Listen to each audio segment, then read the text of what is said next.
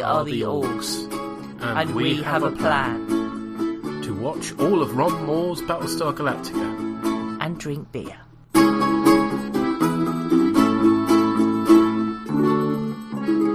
Hello, friend. Hello. Welcome to Borgcast Galactica 4.1 as we begin the second season of BSG. Scattered. Jump completed. Report. Report! Dratus is empty, no contacts. No contacts. Where's the fleet? D! Checking all channels. No colonial signals. They're gone, sir.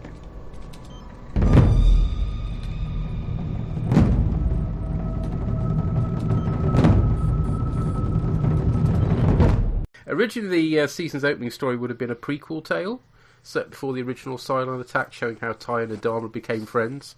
And they shot a bunch of footage, but decided not to use it, which I'm kind of relieved about, really, considering how the footage they do use. Oh, don't. I'm going to come on to that. Yes, more of that later. Yeah. So, you start with a recap, which we won't bother with, because from our point of view, it's not that long since we covered it. But, given the original gap, it makes sense to have had the recap that they did.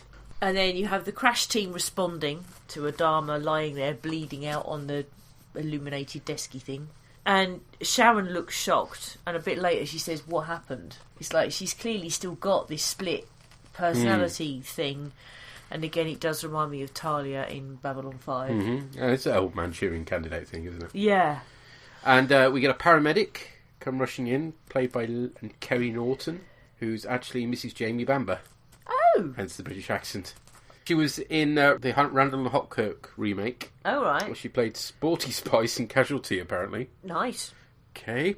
And had a reoccurring role as a nurse in EastEnders. Okay, not things that I've watched. Well, I used to watch Casualty, but that was back when it was a programme about medicine and not a soap opera. Then you have the first of the flashbacks.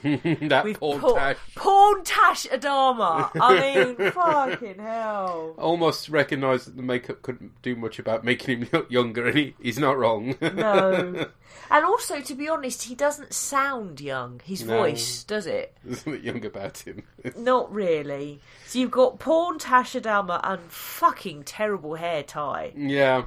It's just... I don't know who decided to go with what effectively looks like a tribble on his head. But they made the wrong call. It just reminds you of that meme, the Steve Buscemi one from 30 Rock, you know, how do you do, fellow kids? He's trying to make himself out to be a lot younger and he's failing horrendously. Oh, it's terrible.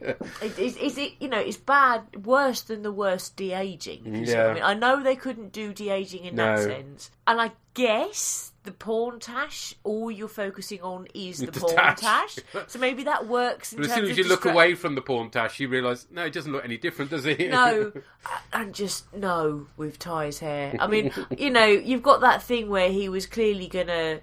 A bit later on, he was trying to set fire to his sash of medals or whatever, and you're thinking he was going to commit suicide. And I'm thinking, are you feeling so depressed because your hair's so fucking shit? Because I would feel depressed with that haircut. Just whoever made that wig choice, no. No. And then you have the fact that the people in command, including Captain, what did you say his Captain name? Kelly. Right. He's back from the miniseries, yes. He completely disappeared, but at this point, with Adama down and Apollo arrested, and various people on Kobol, they haven't got very many people left, so they've got to get him out of storage because they need another senior officer, basically. Yeah. But yeah, there's a group of them sort of gathering around going, what do we do now? And it's like, it's a prelude to attack, and the woman whose name I don't know, you're going to have to tell me, and she was on the ship, and she says Sharon took her helmet off. She could have informed them of anything. Yeah, she is racetrack, I believe. Oh, okay. And she's like, look, I don't know what's going on, but she went away and then came out with no helmet on. It's like, this could be a prelude to attack, and they're not wrong. Battlestar appears, and Ty initially freezes. But one of the things although I don't like how the flashback looks because of the terrible hair and the porn tash, one of the things I like about this is that there's this whole theme running through it of Ty's like, I'm sort of keeping your seat warm kind of thing, that it's your command, and he just keeps remembering what Adama said to him. And it's, you know what I mean, it's like, go with your instincts, do what you know, do you know what I mean? And that's how he's coping, is to remember what Adama told him, which I like. And so it's like, yes, we've got to jump to emergency coordinates, we've got to do that now. We'll have to worry about our people on Kobol later, which is the right call to make. And then you've got Lee and Roslyn in cells, and it's just sort of, there's all this sort of weird sort of, I'm sorry, what for, I don't know why I did it. And I'm just like, yeah, shut the fuck up, you whiny bastard. Just for Lee, this is, I still don't like him. Mm-hmm. Anyway, they jump, but there is no fleet. Yes, the moment that Ty realises he's lost the fleet, his priceless look on his face. That's your teaser. Yeah, and in the new improved credits that don't have scenes where they show you what's going to happen. Yay! They now give you a survivor count. So we're currently on 47,875. Right. And then you get the start of something that I have to say, I'm going to be referencing it probably in your episode as well as mine. Straight off, I do not remember how the fuck this played out. I do remember it confused the fuck out of me at the time. It's confusing the fuck out of me again. Mm-hmm. Okay? Which is where Six says the baby is hers and Gaius's. Mm-hmm. And he says, metaphorically speaking. And I'm thinking, yes, it is metaphorical, because we know that Sharon, what is on Caprica, is pregnant with Hilo's baby, and Six is only in his head anyway, right? That's what I'm thinking, yeah? And then you get her going, no. I'm like, what the fuck? At the moment, it makes no sense. Can't remember if it makes more sense in the future, but it doesn't. No, neither can I. I just remember being as confused when I'm watching it before as I am now, and I can't remember. And to be fair, James Callis does great confused acting as well. Yes. It's like, what? This makes no sense.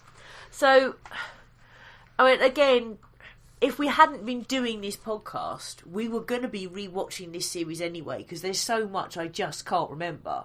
And, yeah, I'm confused. Sorry. Don't get it. And then, while he's going, oh, what you mean I am the father, and he's asleep, Callie wakes him, and he's like, oh, I'm just dreaming. And he has to carry shit, which makes sense. You know, you are not badly injured. Do you know what I mean? You've woken up, you can help. Makes sense to me. And then Crashdown, I don't think he's an idiot. I think he's young. Yeah, he's supposed to be quite an inexperienced lieutenant, because obviously before it all kicked off, they hadn't had a war in a long while. So, yeah.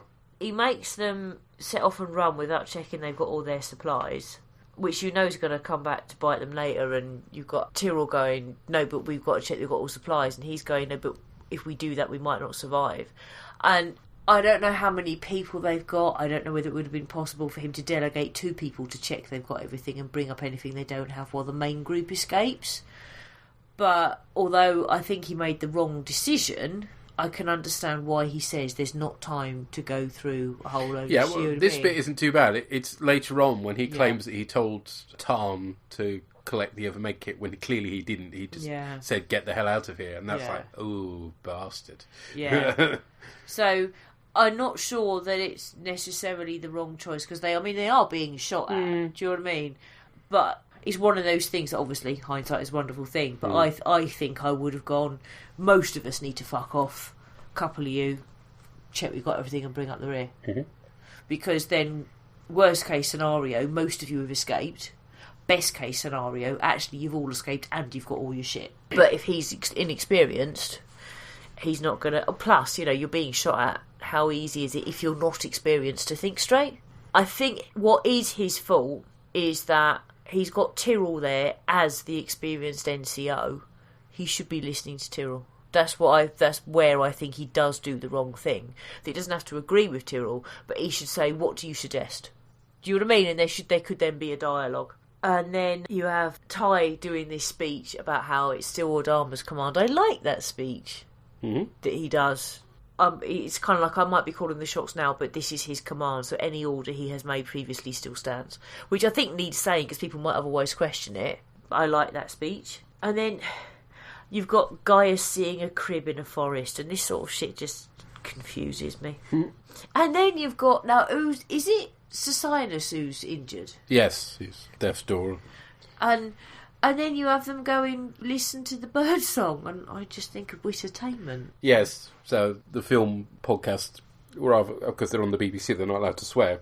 So, or make any political comments, particularly at the moment. So whenever they do, they replace it with the sound of birds singing, basically. So bird song has now become a kind of replacement for swear. Yeah. Poor old Socinus, I mean, he gets busted out of prison to go on this mission. So he disappeared halfway through season 1 because, if you remember, he took the rap for the chief. Chief busts him out right at the end of season 1, only for him to go down this planet and then basically die. So it's like... So then they're looking for drugs for Socinus, and this is something that I didn't pick up from my watch, and I wondered whether because you watched it twice, you have more awareness of this than me. Or possibly it was in the commentary or something, I don't know. But they're saying the drug is in the other medkit. Mm-hmm. Is it because they've used up all of the drug from the first medkit? Well, no, I think that the 2 medkits have got different things in them. Well, that's stupid. You want, you know, whoever was in charge of packing medkits is a fucking twat. You want to be able to pick up a medkit, any medkit, like a first aid kit, and know it's got everything you need. But apparently that is not the case. Well, that's stupid. So it's not just Crashdown's fault, this scenario. It's whoever's responsible for packing medkits. Because if it's that they'd used it all up from medkit 1, then that wouldn't be the fault of the person responsible for packing the things. Then you're on Caprica. Starbuck wants to shoot Sharon the Cylon. Helo's like, no, I'll stand between her, whatever. And then Starbuck and Helo have a row, so Sharon fucks off with a Cylon Raider. And then Adama needs surgery, and it's like, you know, we've got to get Doc Cottle over, but they can't, and whatever. And you have another terrible hair porntage flashback. And as a result of that flashback, Ty orders the medic. Is a medic like a nurse, or is it something else? Yeah, I think the inference is she's got very basic field training, but yeah. And he's like, you're going to have to do the surgery, because she's identified the surgery needs doing, but she herself is not a surgeon. I think that's right. She's a paramedic. She's down on the script listing. So yeah, she's got certain abilities, but not the. So, or in normal circumstances, there's no way she'd be doing what she's been asked to do. Yeah. But she is actually the last resort, the most qualified person they currently have. Even though she isn't qualified, she's better than anybody else they've got. Yeah. And situation can't wait. And then Ty goes and visits Sharon in the cell, and she asks how Adama is, and he beats the shit out of her.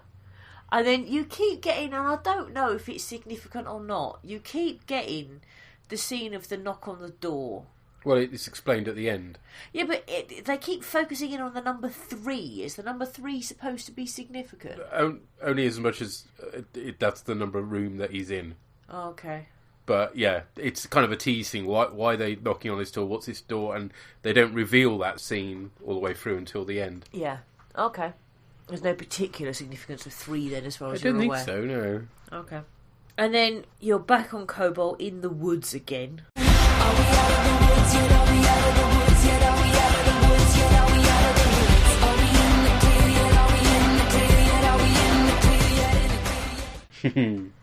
There's an awful lot of woods scenes for the next few episodes, folks. Yeah, so you'll be hearing that jingle again. And having gone to retrieve the medkit, you've got Tyrrell and Callie and Tom. See, I misheard it initially. I thought they were calling him Target, and I thought, no wonder he fucking got shot. Yes, it's not like one of the pilot's inappropriate names. This one, no, Tarn. Okay, fair enough. But I mean, bless him, when they come under fire, he just kind of stands there. He does. What's going on? Oh, look, I'm being shot to pieces. But I mean, to be fair, he's not supposed to be a combat type person. He's just one of the deck crew, so he's very much. They're all kind of fish out of water. Yeah, so he gets shot up and dies. Meanwhile, on the Galactica, Gator has this idea that because they can't use what they would normally do to find the fleet, it's going to take an hour. They can't survive against a base star for an hour. He's like, look, if we network shit, it'll take 10 minutes. And you get another bad hair, porntage flashback. And then it's like, yeah, okay, go ahead, because we've got to find the old man. And Captain Kelly's all like, oh, the old man wouldn't let us network stuff, blah, blah, blah. And it's like, okay, I'm going off Captain Kelly quite quickly now. Yeah, but I do like that reference back to the fact that, the Dharma was very specific about not doing that. And that's the reason why they survived the, exactly. End of the world it is why they survived. And Ty had done this whole big, what he ordered stance. You know what I mean? You can't blame him. And he has to say, this is my order. And it's like, yeah. But ultimately, having lost the fleet, it's kind of like last resort now, isn't it? Yeah, it is. And I love the way they network the computer, just loads of cables. It's really primitive, it's excellent. Yes. You remember when the classrooms first had network computers and it was literally that local area network thing, and you just have huge cables lying across the desks in order. Oh, look! I can send you an email from the other side of the classroom. Woo! Do you know what it reminded me of? We're in the future, folks. Oh, don't. It reminded me of that job I had in Birmingham Optical, where the computers. This was turn of the millennium. And they had to fork out lots of... They should have got new computers, I must stress this, but they didn't. They forked out a fuck ton of money to upgrade their shitty computer systems to take 4 digits for the date to avoid the millennium bug. Yeah. And these computers were so shit, they couldn't cope with words. Everything had to have a code with numbers in. And when people ordered stuff, we had to know this whole massive book of codes in order to put the right numbers in. They looked like, I don't know if they were BBC Micros, but that's what they looked like. Bearing in mind this is the turn of the century, that was fucking old tech, and everything was physically wired up and you connected everything to everything else. And we frequently fell over the cables. Yeah. That's what it reminded me of. There's the way it's plugging that in. It was like that's what you did. If your computer wasn't working properly, you tried switching all the cables around and connecting it to something else instead. Nightmare. And they did look like mini spunkle trumpets. Did you notice? Yes. Black mini spunkle trumpets. And then you have Ty releasing Lee on parole, which makes sense because he needs the people he can get. But he's like, when you're not flying, you're in your cell. Yep, that's the arrangement by which the parole is made. Yeah, which I think we've seen something similar on Star Trek, haven't we? Trying to think. Can't remember. Maybe we haven't. I don't know. But it is a military thing. Isn't it? It's not the first time I've come across this, anyway. It comes back from, I think it's Hornblower. It's originally is the idea of parole, yeah. Okay. And then Gate is like, I've put all these firewalls in. And just the graphics. Yeah. Oh, yeah. Yeah, I'll forgive it, because it does make it obvious what's happening then, but it is... That's not how it works. No. That's not how it works. But I do like what Ty says when he's like, "Oh, I wish Baltar was here," and he goes, and Ty goes, "I'll take your work over that shifty son of a bitch any day." Yeah, and I'm like, yeah. Ty's not a complete fool.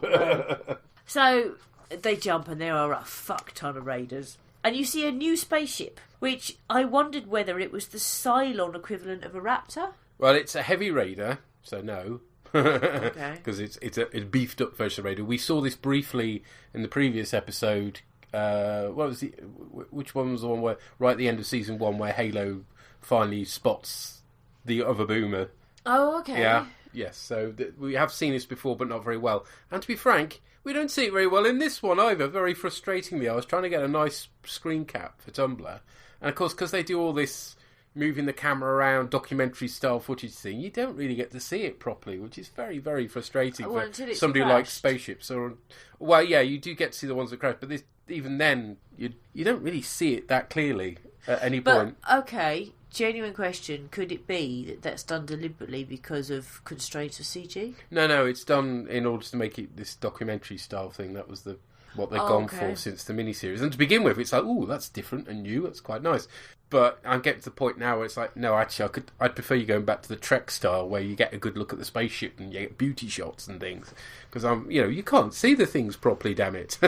Yeah, well, for me, it's like you only get fleeting glances is more realistic. I mean, the only reason you ever got them beauty shots was 2 ships literally opposite each other hanging in space with do-do-do-do type music and Picard debating someone. No, you think of some of the beautiful shots we've had of Birds of Prey, for instance, down the years in Trek. I mean, to begin with, yes, it was all very static at the beginning of Next Generation, but as things went on and the budgets went up a bit, and then when CG came in, so by Deep Space Nine, you do get lovely shots of the ships, but Yeah. I mean, I can understand them wanting to demarcate themselves from Trek and be different, but the downside is that you don't get a good look at the ships. We still haven't really had a good look at the Galactica. Back in the days of Space Jury, I was lambasted for the fact that I preferred the original Galactica design. And I think actually now the reason I preferred the original Galactica design is you don't get to see the new Galactica that well at any point. You never have a proper beauty shot of it, because that's not what they do in this series. So it's all a bit vague as to what it properly looks like. Unless you open a book, obviously.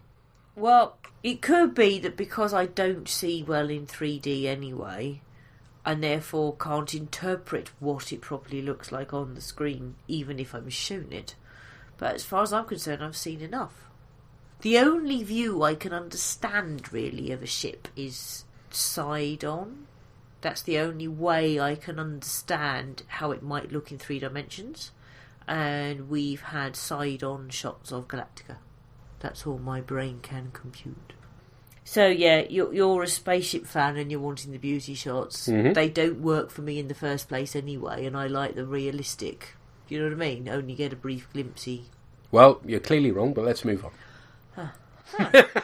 And then you've got the Galactica reeling from hits, which I like that they, do you know what I mean? They react to the shaking in a way that's much better than particularly early Next Gen. Yes, you know what I mean? It's Better than that. And the guard asks Rosalind to pray with him. Yes, this is the beginning of a bit of an arc here. It does remind me, to be honest, of the something whole like DS9 emissary thing. Yeah, it is a bit like that, isn't it? Yes. Yeah, it does. Yeah. I think it's something, I can't remember his rank now, is Lieutenant or Corporal or something like that, Ventnor, which of course just makes me think of the Isle of Wight. Yes! Corporal Isle of Wight. Mm. Corporal Pencil Museum.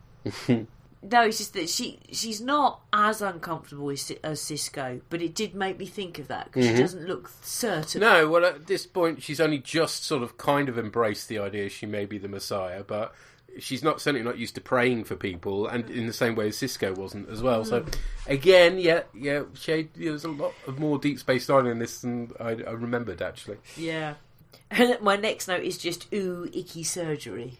Yeah, never pleasant, is it? No, particularly not when they get the big clamp thing. Yeah, just fetch the clamp. No. And then you get the heavy raider attacking the Galactica, and they say there's decompression, but there isn't any fire. And you worked out where it's crashed. You're asking the wrong person. Yeah. Well, that's why I asked. It's crashed in the museum. Has it? Yeah, remember the Starboard pod was set aside for a museum. That's why it's completely empty, so nobody really knows that there's an issue there, basically. But there's like bits of signage and stuff. It says, here, Mark II Viper and things like that, which is the giveaway. And then it's the whole sort of the firewalls breaking graphic or whatever, but they've got the position and broken the network and they're preparing to jump. I do love the way Gator just pulls the plugs that way. They've managed to rejoin the fleet. Hey. And the surgery with Adama has stopped the bleeding, but he is still critical. And then you get that flashback where he's going to burn his sash thing. Yeah, it's supposed to be sort of Apocalypse Now style. So hence he's looking pretty wasted. Oh, okay. Right, I hadn't made that connection. And he's in a hotel. I mean, all they need to do was pan up and be a big fan there, and that would have been the ultimate giveaway, wouldn't it? They needed a fan. Well, curiously, there is a woman on his bed who clearly isn't Ellen. Yeah. So, okay. Unless she dyed her hair at that point. Or that's her natural colour and she's since gone blonde because she's going grey. But they refer to Major Adama, and now he's Commander. I thought Major was above Commander. Have I got that wrong? You have got that wrong, yes. Okay, fair enough. Back in real time, Ty says, you never should have reinstated me. I didn't want command then. I don't want command now. Basically, he doesn't actually say, don't you fucking die, but he may as well do. And then you get a glimpse of the new ship in the museum, and it's full of Centurion eyes. I like that shot. Very Borg-like, I thought. Yes. Yeah. And that's the end of the episode. I find it flies by. It's really excitingly paced. And originally, actually, they had even more happening as well, but they just couldn't fit it in the episode. So what they did then is they took a bunch of the stuff they couldn't fit in this one and then put it in the next episode. Okay. And then stuck another plot into the next episode, as we'll come on to. But yeah, this one is really, really good. Really, really good. As well, I really feel for Ty in this one. Yeah, he's both irritating, annoying at times, but at other times you sympathise completely with him. It's really well played. Yeah. It fleshes him out as a character a lot more, which I like. I just don't like the fucking hair. Don't like the head tribble, sorry. It's terrible. Yes. What did other people think? Doreen has this to say: this was a good season opener. Kept the tension going because of Galactica ending up all alone in the night due to an error in procedure. Adama is barely alive and there's only a medic available to help him. The scenes on Kobol were quite good too, but Gaius is really annoying me now. Yeah. Oh, nice. He's just so confused, bless No, him. he is. He's really confused. Halo on Caprica is also annoying me, but that bitch stole my ride was a good scene to ramp up the tension. Yeah. Yes, a nice line as well. I was interested in Ty's flashbacks. Until now, I don't think we had a lot of young Bill backstory. Yeah. And the reason why... Yeah. Thanks, you. Thank you. And we've heard from Sampo and Yona. This episode picks up right where we left off. Adama's still bleeding on the table, Doc Cottle's not on the ship, and to make things worse, a Cylon Battlestar jumps in. Galactica and the fleet make an emergency jump, but they've lost the fleet. That's a very effective teaser. The credits have changed a bit. We see a survivor count now. Yeah, thank you. I missed that, sorry. Twice. Sorry. We assume it's updated for each episode, but we didn't check. Yes, it is. It goes down by 1 in the next episode. Did you go down by 2? Why? 2 people died on Kobol. No, it's not counting the people who died in Kobol because they don't know. It's kind of like, remember Rosalind had that whiteboard with the numbers up? Okay. So it's replicating that, so it's only the people they know about in the fleet. Ah, fair enough. The very annoying teaser showing all the spoilers has gone. Yes. Hopefully for good. Yeah. Unfortunately, I have a feeling it comes back. But anyway, at the moment we are rejoicing. Okay. Boomer is thrown in the brig and Ty slaps her around a bit and she isn't sure what she's done. No, she's not. She doesn't. In the episode, we also get some flashbacks that explains the relationship between Adama and Ty. Ty's back in the service as well as alive thanks to Adama. But the thing that bothered us about the flashbacks is that neither Adama nor Ty actually look any younger. No, they're just old with fucking shit hair and a porn tash. They did consider recasting them, but one of the main reasons why they did these flashback scenes is they knew that Adama's out of action, so they're not going to use Eddie Olmos. So they do the flashbacks so they can use Eddie Olmos, but of course Eddie Olmos doesn't look young enough to be in flashbacks. No, it doesn't work. With Sharon, I suppose they're planning on executing her for treason, but on the other hand, it's been established that killing captive humanised Cylons isn't very useful because they just zap into a new body. Yona suggested they should just keep every captured Cylon a prisoner indefinitely, letting them just barely cling to life. Nice. Quite cruel, yeah, but it would fit into the show. Oh, I don't want to get on the wrong side of Yona, blimey. I do think they need to be kept alive and kept captive. That would definitely be the way to go, because if you execute them, then actually it makes the problem worse. So they've got to be kept alive, and you can't let them free. So indefinite. There's a difference between that and keep them tortured for eternity. Yeah. On Kobol, the plot with Crashdown leading the survivors trods on very predictably. He seems to make a bad decision at every point. Tyrrell apparently know what to do better at every turn and being ignored, and it's becoming annoying. Baltar also questions Six about the baby. Although it's heavily implied that the baby is Hilo and Sharon's, Six is also adamant the baby is hers and Baltar's. Yona suggested that since they don't like each other, Six wants to have a baby as well, since Sharon is getting one. I suppose that might make sense, but I just remember being confused by this before, and I'm still confused by this now. On the Galactica, Ty seems to falter a bit, pulls himself back together, and is able to lead Galactica back to the fleet. The plan to network the computers and jump back to where they were and re-jump is apparently enough to enable the Cylons to hack them, even though Gator has sent up a bunch of colourful firewalls to block them. Being a bit of a cybersecurity expert in real life, I can only tell you that this is ridiculous in many, many aspects. You surprised me. Another nitpick, why could the Cylons be waiting for them? They'd have no idea they would have to jump back. Well, but they're jumping back to where the Cylons were, so they know the Cylons are going to be there. No, but why wouldn't the Cylons have moved on, is the point? Why would they still be there? I suppose there's a chance there wouldn't be, but yes, they are. Oh, I'm sorry. If you can hear the snoring, it's the dog. It's really good. It's a great advert for the podcast, isn't it? Us having a snoring dog throughout. Yeah. But there we go. Sorry. Other people have, like music playing as a bed for their podcast. Jim has, for Hypnagora has, awesome atmospherics. We have a snoring dog. Yeah. Sorry.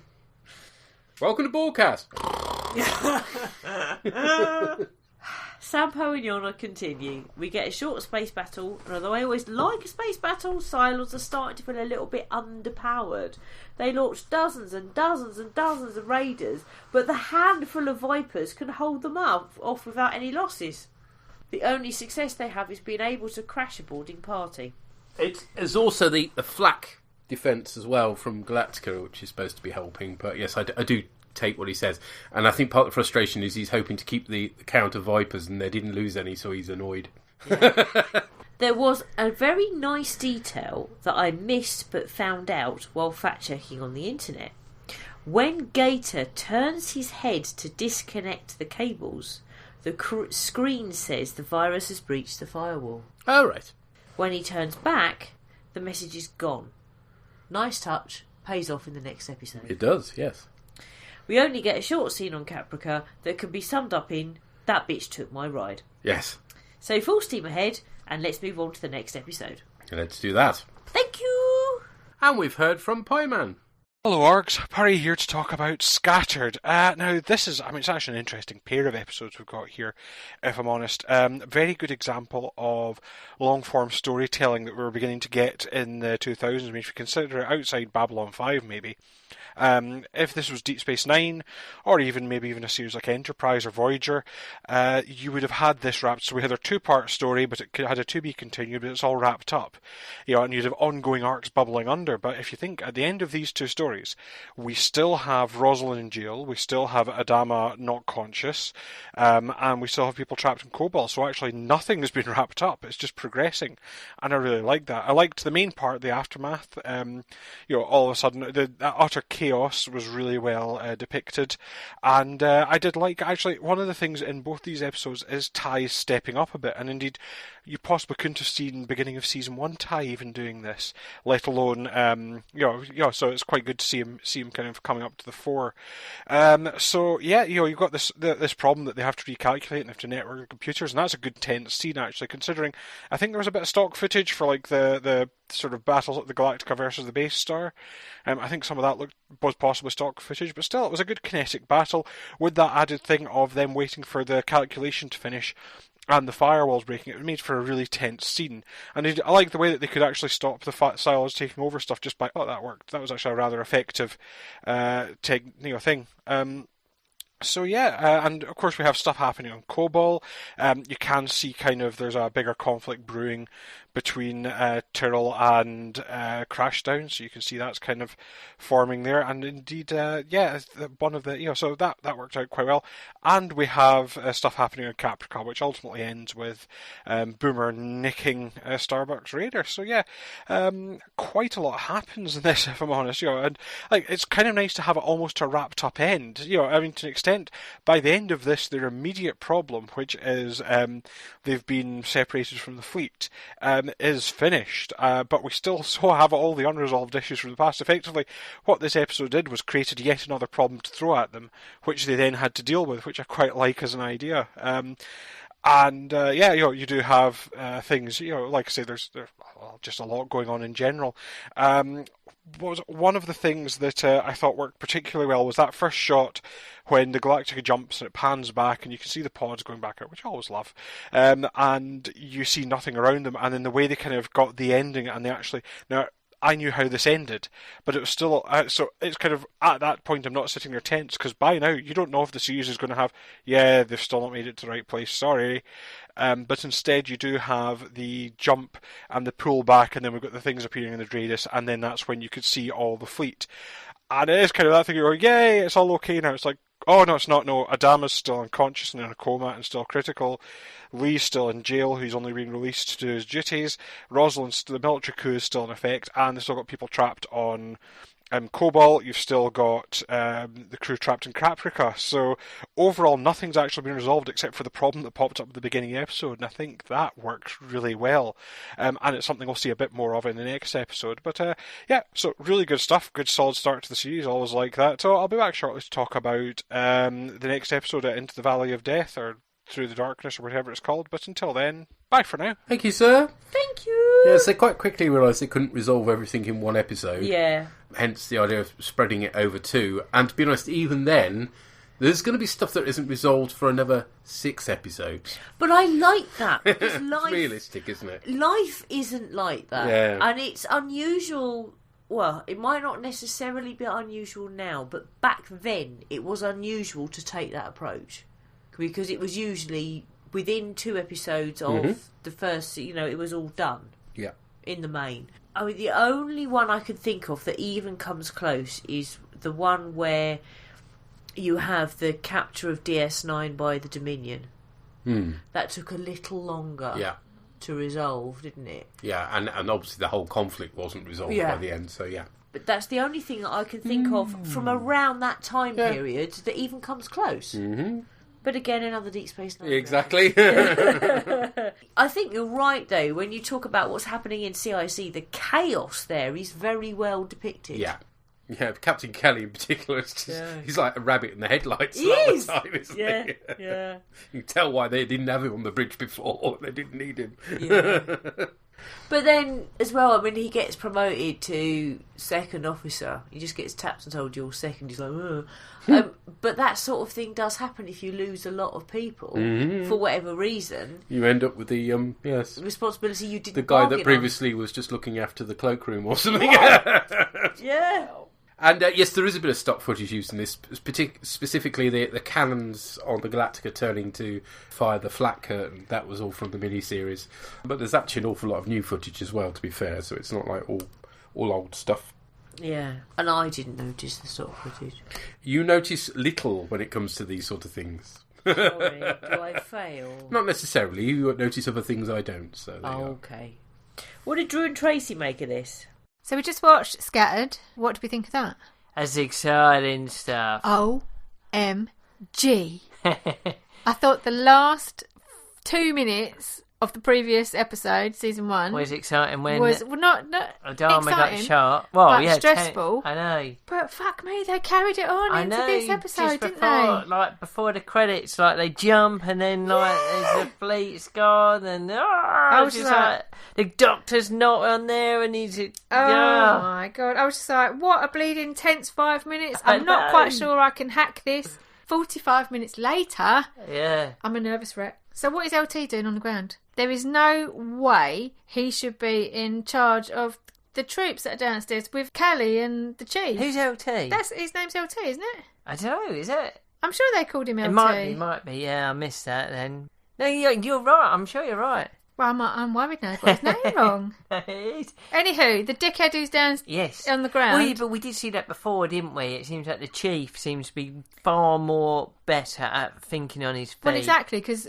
the chief is obviously a better, for want of a better word, soldier and leader. Because, in fairness, though, Chief does manage a crew, doesn't he? He's got his engineering team. He's just good at thinking on his feet, and that's what that guy's lacking. He might have the military skills, but he's not that great. His name might not be LT, but it is now. Yep. Okay, he needs to do one because his decisions have now killed. Yeah. What was his name? Don't know, I can't remember. Oh, I can't think what his name is now. Nobody McNobody. Oh, don't say that. Tarn. Okay. Tarn was his name. Yep. Because of him, he got shot up. Hilo. I'm renaming Mr. Delusion. Yes, I know. She's not like the others. Oh, do one, you fucking idiot. Someone needs to give him a slap. For Christ's sake. She just nicked your, for want of a better word, your motor. The Raider, yeah, she's just done one. Felix. You know, I really like Felix. He is the man. I He's really the dude. do like him, yeah. He's just making some sound decisions. And I love the fact that Ty has got faith in him. Yes, you know. Yeah. Well, he's a clever guy. Yeah. He might not always be as good as in stress situations, but he's clever. He is he's clever, good. I but like he him. was thinking on his feet. I mean, I think he's a fucking mathematician. Hell. all right, Miss Maths. The stress that they must have all been under when, like, Sharon's shot Adama, and then having to make, like, instant decisions about jumping and stuff like that. Yeah. And then the guy, I don't quite know what his name was, the guy who then became second in command to Yeah, I don't know what Thur. his name is, yeah. You know, he's really challenging him and kind of saying, you know, well, that's not a decision that Adama would make. But Thur had to make his own decision. He's in charge of the fleet, and he did a good one. Yeah. Believe in Felix. Yes, I do. I really like their character. And it's good as well, just cutting to the end. The race, like, the computers all crunching the numbers against all the fighters fighting. And crashing the firewalls and stuff like that. That was really... That was stress-filled. Stuff. Yeah, it's great. I couldn't cope halfway through. And what I don't understand is, just going back to Adama, so Galactica's only got a medic on board with a doctor, but surely a medic has gone through some kind of serious training. Yeah, probably, but she wasn't a proper doctor, was she? No, she said she's a medic. They're short-staffed, has had some training. It's the same thing with Star Trek. How can you only have one doctor on board? There's loads of doctors on the Enterprise and that. Right, well, the Enterprise is different then. You only ever see Bev, to be fair. Yeah. But here, you've only got one doctor who's now on the ground, and then you've got a medic. That's bollocks. How many staff have they got on BSG? Well, I think they're short-staffed, aren't they? You remember at the beginning, they wasn't even like a proper Battlestar, was it? They was just like decommissioning, wasn't they? A medical team. Maybe. That's ridiculous. And I'm glad I wasn't having my tea when they cranked open his chest. Like I did have a bit of a heave moment there. I was like, my God, that came out of nowhere. And I just have to say, I know, Thur, when he's talking to Adama when he's on the table. Yeah. And he's saying, you know, don't you die me, you bastard, and all that lot. And I just, you can just feel the love. I know. I love it. Yeah. I just feel really stressed. I feel like I need to go and have a lie down. Yeah. It's a good episode. It's a good start to the second season. And also Callie. Yeah, so she's good as well. Yeah, but she's firing. Has she not had like basic training? I don't know. She's like firing. I don't know how to do again. It's like, you're on a Starfleet. Surely you've had some kind of basic training. You can fucking fire again. I don't know. She's engineering, isn't Doesn't she? matter. Not too sure. If you specialise in engineering, but you've got to go through basic training. Anywho, that's enough from me. Yes. I don't know if I can have the next one because I'm just like stressed out. Have the next one. Okay. Take it easy. See you later. Bye. Bye. Bye. I'd suggest drinking more beer, but I think you've had enough. Wow. Okay. So where do we start here? LT. As in lieutenant? Yes, it's Crashdown's rank. So because none of the others are officers, they're just being respectful. Yeah. But yes, it's Crashdown, and he's really. Yes. It's rank. It's not short for Little Todger. Now I've got Little Todger going around my head to the tune of Little Donkey. Thank you. What the fuck? Little Todger. Little Todger. Your brain did that, not mine. To be fair, to date stamp this, we're not so far off Christmas, but yeah. Yeah, but even so, why? No, just don't pursue the lyrics of that. Your brain did that. You started it. No, all I said was Little Todger. Why the fuck does that go to Little Donkey? Where the fuck did that come from? My brain. Right. Yes. Your brain is broken. Yeah. Yeah. They were talking about Gator, and which just reminded me that Gator finds a solution to their problem. Where else? In the toilets! Yeah. Rearranging the soaps, bless him. We need a jingle, because the toilet is used an awful lot in this series, we've discovered. Barbed wire bum, baby, be like me. We're gonna do the strain on the laboratory.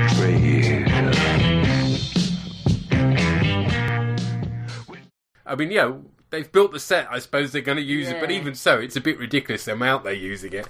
Your good point about how you would think that even though they were originally short-staffed on the Galactica, by now they should have transferred them some staff and have a medical team. Where from? I mean, unless they were other ships. Yeah, unless they were lucky and there was another ship that was staffed with doctors. They're going to be short, aren't they? No, but why?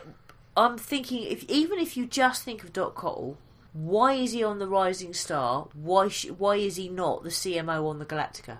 Because they're short of doctors, clearly. And they're short of doctors because they all had to flee because their planets were being destroyed. So you can quite easily explain that one, to be honest. That one's not too difficult.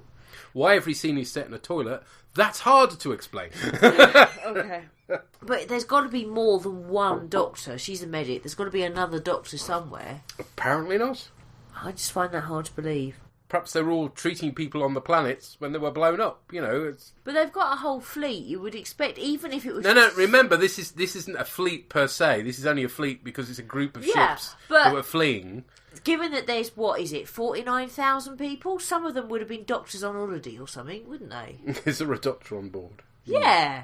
Well, apparently not. No, I just find that difficult to believe that even if Doc Cottle isn't made the CMO on the Galactica and he's still on the Rising Star because he's doing other shit, which I still find a bit weird. I think he should be the CMO, but anyway, there should be a CMO even if it's not Doc Cottle, and there's got to be somebody they can appoint to the role. Anyway, let's find out what the Llama God thought. That's only a fresh road. I'm going to start by contradicting some of the things I've said in the past ever so slightly here. And it's not just me, a lot of people say it. There's the old chestnut of the fact that computer-generated effects really don't stand up quite as well as practical effects. So there's usually minimal benefits, even if the practical effects aren't quite as technically accomplished as the computer-generated effects. Generally speaking, though, practical effects do tend to stand up a lot better to the test of time, because there's something about them, something that tangibleness that really makes them work and makes them stick. Except maybe in the case of this episode, because the most distracting thing about this episode are the magical de-aging effects done on both Adama and Ty, which don't really work. Yeah, they give Ty a bit more hair, they give Adama a moustache. I'm not buying that they're at least 20 years younger than they're meant to be. Yeah, sorry guys. But hey, I'm not really going to beat them too much for this. They didn't have the digital anti-aging technology that we do now. And who knows, maybe in 20 years' time we'll see the effects that were used, like on Samuel L. Jackson in Captain Marvel. Then yeah, maybe that won't stand up quite as well as this dodgy moustache and a bad wig do. But yeah. Anyway, yeah, this is a nice tense opener, isn't it? And it's all about responsibility, coping with it all of a sudden, and really it's Ty's episode, isn't it? What's been really fascinating to me about going through this season is re-evaluating Ty completely. When I watched this the first time, I was really under the impression that he was just a doddering old man, a drunk, a washout, and he had no business being there. And when he was left in charge at the end of season 1, my general response was to panic on their behalf. But as we've seen and has been argued here in your feedback, is that he's actually quite capable when he's not busy being drunk, and it's only when he's distracted, which does happen a bit too easily, that things slip him by. And this episode, yeah, it looks like he's not going to cope very well to begin with, because he even admits he's not someone who wants command, he's not a career officer, but he still manages to cope admirably. He makes the tough calls, and although it looks like they're fucked up at the beginning because they lose the fleet, how the hell does one person lose a fleet? At the end of it, he reunites them all. Perhaps the call he made was questionable, but yeah, he gets the job done, and he does it well, and he's stern in command. What is interesting to see is how Helen reacts to this. She immediately starts angling, trying to get Ty to basically step up and take command of the whole fleet, and to become more than he is, and also to blame other people, and clearly that's how Helen sees people need to rise to the top. To rise to the top, you've got to throw other people under the bus, and that tells you a lot about her character as well. So yeah, no, Ty's a good man, but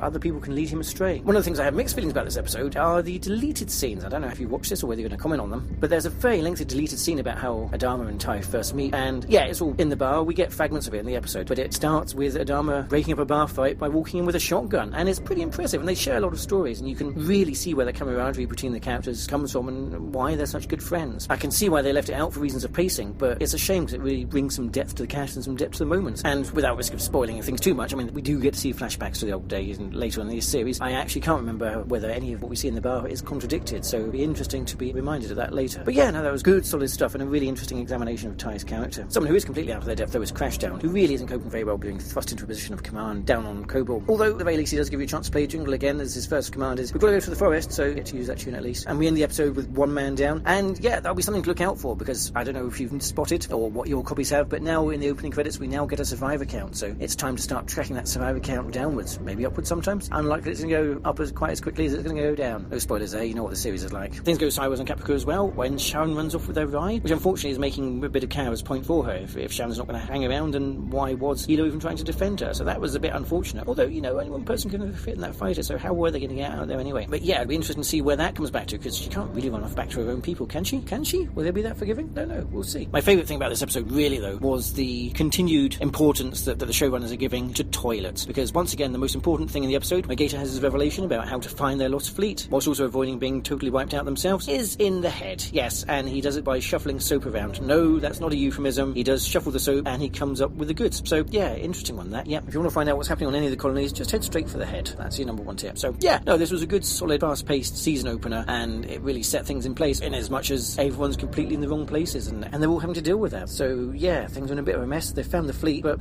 there's silence in the landing port. They should probably have checked that, shouldn't they? Shouldn't they? Yeah, nobody's paying attention to that, though, because it was a museum. Yeah. Yes, there are a lot of things in toilets, hence we need a toilet jingle. And you're right that basically Sharon is making Kara's point for her, except that from Sharon's point of view, I guess she feels she's about to be shot. She's got to get away. Yeah, and there's also that she's got a baby on board as well, so... Baby on board, how I've adored that sign on my car's window pane, bounced in my stead. Yes. And, yeah, we were like, last episode, oh no, Ty's left in charge. So far, it's all right. Not too bad. I mean, clearly you wouldn't want Ellen in charge. Blimey heck. Oh no. Hell's bells. What did Andrew make of this? Previously on Battlestar Galactica. Carried out a very difficult and dangerous mission. And you did it despite any personal misgivings you may or may not have had. And for that, I'm very proud. Thank you. Thank you, sir. Thank you, sir. Thank you.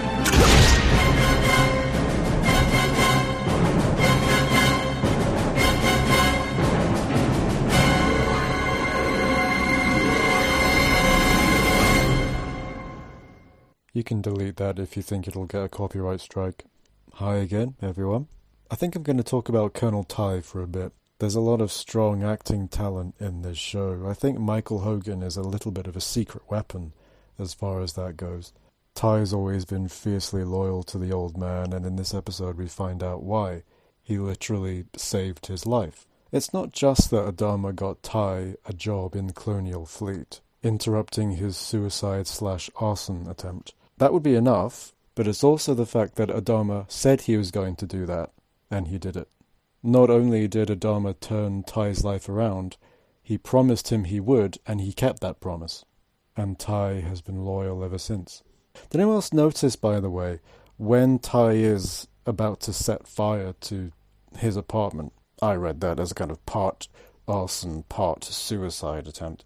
But there's someone on the bed. There's a woman on the bed asleep while he's about to set fire to the place. He's in such a bad place that he's going to take himself out and whoever this woman is. And Adama hauls him out of it. And just on Adama for a second, when he's on the freighter with Ty, I think it's a freighter, and he's talking about he's going to get back in the fleet and he's going to have his own Battlestar someday, he's smiling. He's smiling at the prospect of it, which is such a rare thing for Bill Adama these days. He's not a smiler. But this was a long time ago. Both his sons were still alive at this point. But to return to Ty, I think he actually stepped up quite well under the pressure that he was under to command Galactica. You know, he was introduced into the miniseries as basically a mean old drunk. But in this episode, once he takes command, I think he's pretty good. He's pretty decisive. The thing that particularly struck me was his attitude that the buck stops with him. Ellen's first thought was to basically blame the separation of Galactica and the fleet on Gator. And Ty instantly said, no, it's my fault, I should have checked. He's not throwing anybody under the bus for this. He's taking his responsibilities very seriously, you know. And he's even encouraging to Gator later on when he tells him that he'll take his work in building the software firewalls over Boltar's any day. Gator does blame himself, but Ty isn't having any of it. He was in command, it's his responsibility. I don't know why they don't just write the jump coordinates down in a book, but whatever. I'm kind of curious about how the Cylons get their virus onto Galactica. You can't just sort of beam malware into a computer. If I turn the Wi-Fi off, then nothing's getting into my laptop. But obviously the Cylons have got around that problem. I expect it's something that you're not really supposed to pay that much attention to or put that much thought into. But, oops, I did. Maybe it's getting into the computer through the wireless communications or something. I don't know. I did really like the shots in the battle outside Galactica where the camera, quote-unquote camera, is sort of mounted on the ship, the Viper. You get a real sense of just how unmoored a spaceship is in space when the ship stays stationary in your view, from the camera's view, and it's the background that just sort of whirls around it. Just a few observations to finish with. Boomer on Caprica has access to the memories of the Boomer from Galactica. She remembers stuff that the Boomer on Galactica did, which is kind of interesting. So maybe there's some kind of exchange of memories during just normal everyday life for the humanoid Cylons, as well as consciousness downloading after death. There's a kind of symmetry in this episode that the storyline on Battlestar Galactica and the storyline on Kobol both revolve around somebody forgetting something. Ty and Gator forget to update the fleet with the new jump coordinates. Crashdown and Tarn, who in my head I call hair gel, they forgot the medkit. Forget might be the wrong word. Overlook might be a better word. And according to the security guard, Corporal Venner, President Roslin is a prophet of the Lords of Kobol, which he briefly mentions during the prayer. That's kind of interesting. I don't know what he knows that would make him think that. I thought that all the stuff that we know that might lead one to think that she is a prophet of the Lords of Kobol is pretty secret. But apparently he knows something that led him to call President Roslin a prophet. So yeah, Season 2 has begun and will continue. Unlike this feedback. Thanks for listening, take care, bye-bye. Thank you, sir. Thank you. Yeah, Corporal Venner's estimation of Roslin comes from where he's from originally, which isn't revealed until the 3rd episode. Okay. But I did wonder whether, because he's there as a guard, he's overheard conversations. No, it's to do with the fact that he's from Geminon, and apparently they're all religious nut jobs. Okay. So this is why he's jumping to that. She's the Messiah. Follow the shoe. Follow the God. You know, it's that kind of thing going on here. Okay. It just surprises me that they use the word Messiah, because we don't know that there is a Messiah in their mythology. Well, more of that in the next episode. Okay. I love Tarna's hair gel. Yeah. Yes. That works. Yeah, very Fonzie. Yeah. And yeah, you're right. Ty is taking responsibility in this episode and being encouraging, and I think we're seeing two sides of his personality, and I suspect depending on how much alcohol he's had. Well, yes, that may well be part of it. I mean, Michael Hogan is a fantastic actor. He is. He was in one of the seasons of Fargo, a completely unspeaking role, and yet he owned quite a few of the scenes he was in. It was just amazing. So yeah, he's a fantastic actor. He wasn't setting fire to himself or the room, or at least that wasn't the intent. He was setting fire to his medals. Right. Pouring all the lighter fluid over the medals. So yes, he wasn't expecting to burn himself and the lady in the bed up. Although the state he was in, he may well have done by accident, but that wasn't the intent anyway. Yeah. Okay. And yeah, you're right. Him defending Gator, you know, he says, "Oh, he's just a kid." It's like, oh, you know, you one minute you love him, the next minute you hate him, and that's what human beings can be like sometimes. So it's good. Yeah. On the silent virus, everyone knows it's transmitted by the blinky eye. Come on. Right. Okay. Anyways, that'll bring us nicely on to effectively part 2 in the Valley of Darkness. The hell was that? Not sure. Sir, checking. Power's out, sir. I think it's ship-wide. Sound-powered phone's the only thing working. Try to get through the damage control, but lines are jammed. Okay. Get the birds tied down, make the ordnance safe. I'll head up to combat, see what the hell's going on. Yes, sir. Say again. Cylons reporting the starboard flight pod. We've been boarded. So, the Valley of Darkness. We start with a very odd scene between Billy and Duala. And I thought Billy was in jail. No, he kind of wasn't. Okay. It was, yeah. It will come up later, actually, interestingly. Yeah. It's pointing out they've not really had any time for romance, considering all that's been going on. Surprise, surprise. And it was added to give the episode a beginning, a middle, and an end, because it kind of sort of sandwiches things, because one of the last scenes, anyway, is a Billy and Duala scene. One of the many additions, because what happened was they had too much to fit into the first episode, so they shifted it to the second episode, but then they didn't have enough, so they added the Cylons board the Galactica plot. Right. Pad it out isn't quite the right word. There is other padding, but we'll come on to that. Yeah. Then the lights go out on the Galactica. Gator thinks it was the silent virus, but Captain Kelly breaks the news about the Centurions aboard. Well, it's kind of little in column A, little in column B, isn't it? Yeah. Apollo, Cat, Hot Dog and Hot Shot run into them, and the latter buys the farm. He won't be missed. He was a cocky bugger, wasn't he? Blimey. Cat cries out, Jesus! Which seems a tad wrong, really. It's not in their mythology. No. It makes no sense. Yeah. Bizarre. And we actually turned the captions on just to check that's what she said. And lo, yes it was. Then we have the credits, including the survivor count, which is -1, which is presumably Hotshot, because they know about him buying the farm. Although by the end of this episode, there's going to be an awful lot less, because we see quite a few dead bodies in this. Just a few. Yes. Apollo nearly gets minced too, but some guards blow the Centurion's head off with their last explosive round, which apparently is the only way to stop them now. I'm sure they've shot them before now. I think Halo or Boomer did. Yeah. On Caprica, just with ordinary ammo, but there we go. Poor Halo, speaking of whom, he's coming to terms with being shafted by Caprica Boomer. I suppose literally in some ways. Yeah. And Starbuck is less than sympathetic, I think it's fair to say. Yeah, but she's angry though, isn't she? Yeah. Yes, but she kind of comes around to the fact that she's not angry at him, she's angry at the Cylons, so that's okay. Fair enough, yeah. And then she leads him to her house, because that's obviously a priority. That's what they need to do, is go and sit on a sofa and smoke cigars. For hours, it feels like, yes. Ty comes into his own as he knows how the Cylons work when they board a ship. I love that. He's like, they're doing this, it's like this. Originally, there was going to be another flashback scene with him telling Porntash Adama about his previous experience of a Cylon boarding action. We didn't need that. No. Glad they didn't include it, because we did not need to see Ty in that wig again. No. But also, as well, with this, you don't need to know why he knows. It's just like, there is a reason why Adama got you reinstated. Yep. There's a reason why you've still got command despite your flaws, and this is one of them. Mm-hmm. Boltar has a vision of Adama rescuing him, but then taking the Cylon child off him and drowning it. I think he needs to stay off the cheese at night, personally, but there you go.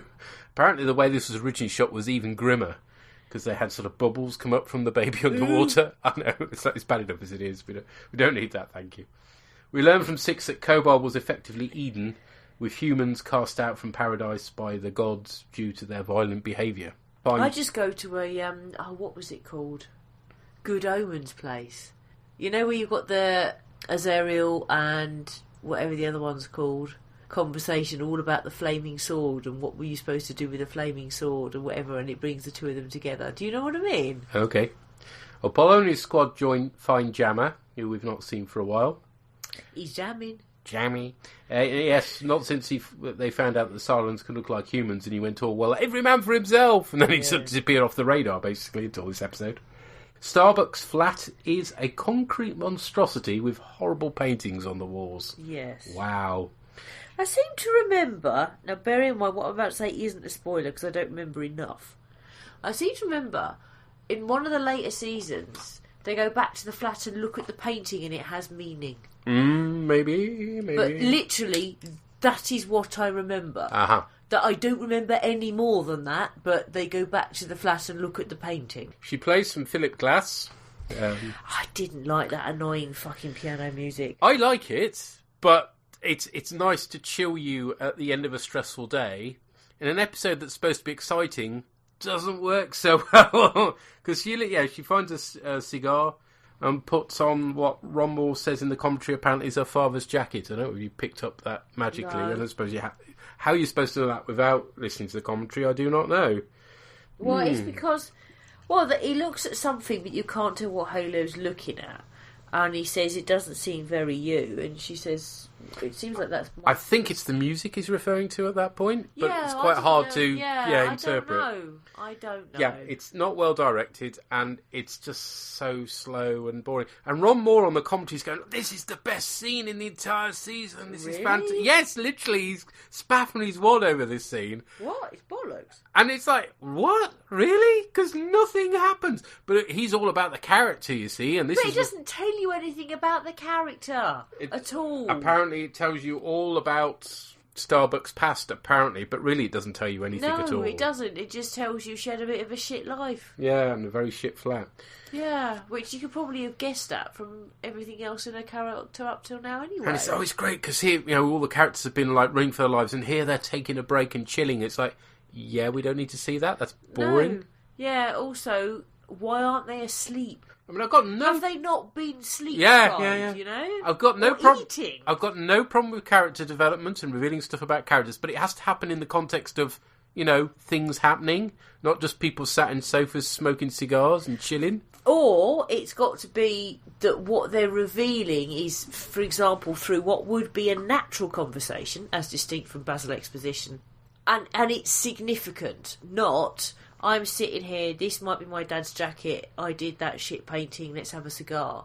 It's got, do you know what I mean? Whatever they reveal, if that's what you're going to do, has got to be something significant that they're revealing about their motivation, for example. Like a natural conversation that reveals that, for the sake of argument, I'm making this up, Starbuck's sister died when Starbuck was 3, and that motivates her in some way, shape or form. Yeah. That's the sort of thing I mean. Yeah, you haven't got that here, have you? We have no meat on the bone, it has to be said. Yes. I'm not even sure we've got a fucking bone. Throw me a frickin' bone. Rosalind and Billy find a room full of dead people with a traumatised Dee in the toilet, because toilets. Barbed wire bum, baby, be like me.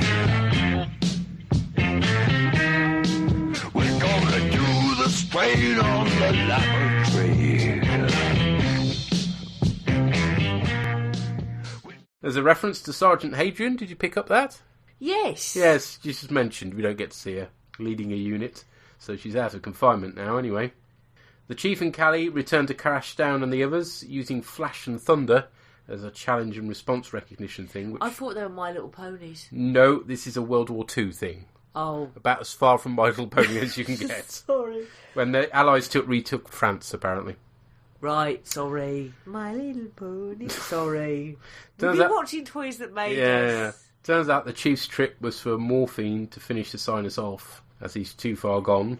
So that doesn't make it a very rewarding journey, does it? Hey-ho. Aaron Douglas had recently lost somebody close to him, so he found the scenes hard, but it makes for, I suppose, a very realistic performance. But yes, it's harsh. Poor old Ron Moore's like, I'm so sorry, I wouldn't have put him through this had I known. Yeah. Rosalind and her party enter the toilet. Again! Yeah, there's an amusing moment where Billy is stuffing a gun down his pants and Dee points out the safety's off. I like that. Shot through the car, and you're too late. Apollo tells a nervous Jammer that sometimes you have to roll the hard 6, which was last used by Old Man Adama in Hand of God. Yeah. It's a craps phrase, apparently. Oh, okay. It's a tense moment as they wait for the Cylons to arrive, and the music nicely builds up at this point. Billy's gun goes off, thankfully not in his trousers. And that alerts the Centurions, but enables Apollo's squad to take them from behind, so to speak. Phenomenal. Yes. And it's a nicely shot scene. I mean... Yeah. I think, who was it? Was it Lima God who was mentioning about effects earlier? That was in reference to bad makeup. But ultimately, I find that the spaceship scenes are very good CGI. The Centurion stuff, not so much. No, well, I find they're all right static. If you've got a static shot, I think they look good. Or they just move their head. As soon as they start walking, it doesn't look right. It doesn't work. And running even less so, it has to be said. Anyway, back to Starbuck and Halo chilling on Caprica for no good reason. She finds car keys, and they're off in what is obviously a Humvee. They've done absolutely nothing to make it not look like an Earth vehicle. I mean, I realise the future cars in original Battlestar, all using the Landram base, were all a bit corny, especially that one where they were going to collect seed or something, weren't they? And it was like, oh, really? But at least they made an effort. Whereas this, it's just like, it's just a car that you can buy from the shops. It's like, what? At least, I don't know, put something on it to make it look futuristic, but or different. It doesn't have to be futuristic, come to think, but it does have to look different. Because otherwise, it should look more like, I don't know, in whichever Batman it is, and they've got the thing, and then they turn it into the Batmobile, and it looks all sort of tank-like. Oh, right, okay, yes. So with that, okay, to me the reason that's futuristic is because it's recognisable, but at the same time doesn't look like anything we currently have. Yeah, I mean, I didn't have to go that far, but I don't know, just do something with the chassis to make it look less like it's just a Humvee that you literally just sprayed a bit of red paint on. Yeah, it doesn't look, whereas that's just, I use the Batman as an example of something that doesn't look completely out of this world, but it does still look futuristic. But it has to be said, as soon as you put cars in sci-fi, it ceases to feel like sci-fi. And actually, original Battlestar was one of the best examples because the Landram looked really cool. It was a shame that they just tried to replicate it with the vehicles with the same chassis. But, actually the Landram's pretty damn good. But, think even, Star Trek and his dune buggy thing. It's like, but why is that even necessary? Because you beam to ship. It doesn't work. So that's not the reason here, though, because their tech level's roughly the same as ours. But there's no reason why they would have a vehicle that would look exactly like a Humvee. That's more what I'm coming from. It should be a little bit more futuristic. Yeah. But still believable. And it doesn't have to look exactly the same, but that's the principle that I think they should be applying. They don't have the budget to do this, but I'm thinking of an interesting comparison between the two as well. The Judge Dredd Stallone film had some really futuristic-looking vehicles in it that were cool, and they still look cool now. I mean, the design work in Judge Dredd is really good. Compare it with Dredd, the more modern film, which is a far better film, don't get me wrong, but blatantly, again, using vehicles from our century. Yeah. It's like... Anyway, let's move on from vehicles. At least they could have used a fucking DeLorean. That always looks futuristic. It does, but it would still look like a DeLorean. That's the problem. You've got to somehow make it look not I don't like... know, but it still looks futuristic even though it isn't. Just because it's a bit different. Yeah, no, it wouldn't work, darling. The classic example is Doctor Who and the Sea Devils, where they use a 2CV, but with the doors chopped off. Yes. Because that's supposed to be a futuristic vehicle. Yeah. Oh, and they put a little sound effect on it to make it sound like it's electrical. They need a Hoomobile. They need a Hoomobile, yes, they do. My. Let's move on. Sorry. In the infirmary, Dee and Billy kiss, and maybe more. She asks him to close the curtains. Who knows what goes on? Bless. Sweet. Ty slags off Apollo for not being fit to wear the uniform, and Lee rightly says, "Pot, meet kettle." Yep. And we get more of the Philip Glass music playing over the end as well, but it does rather underline how, silent boarding action aside, this episode is mostly marking time. It has to be said. There's just not enough in here happening. I mean, I feel a little different. Well, I can prove that not a lot happens, because thanks to this stupid DVD menu screen, which it cycles through the episode, rather than having like the 4 episodes to choose from on the screen, which is what most DVDs do. No, it just has the one, and then after a few seconds it changes to the next episode, and so you have to sort of hop on. And I hopped on too late, as it turns out, but didn't realise until I got to the end of the episode and thought, well, what happened to the boarding Cylons then? They never turned up, did they? It's because I'd watched episode 3. But the only other slight confusion was I couldn't remember Cyrus dying in episode 1, but that's because that happens quite near the beginning of episode 2. So you've got Cyrus dying and the Cylons boarding. Everything else, nothing happens. Nothing moves on at all.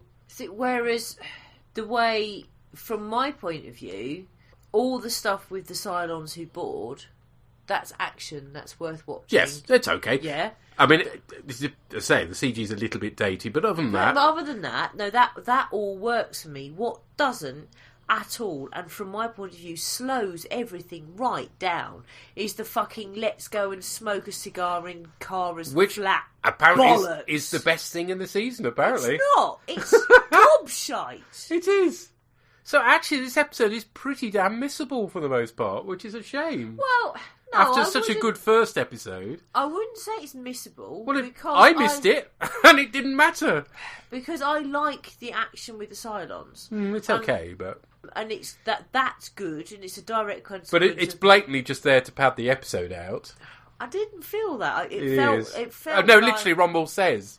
Because they got this stuff left over, so... But the point is that it's been a while since the Galactica has directly come under threat.